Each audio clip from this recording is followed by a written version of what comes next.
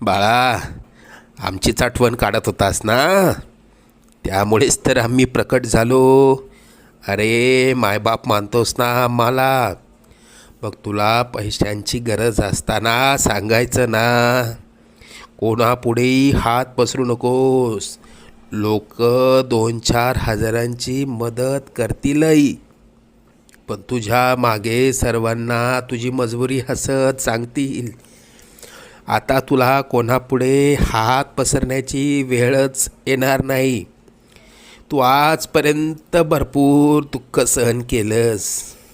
लवकरच तुझ्या रडक्या भाग्यात सुखाचे दिवस येतील. तुझ्या मनात असलेली इच्छा पूर्ण होऊन अक्कलकोटला पेढे घेऊन येणं होईल.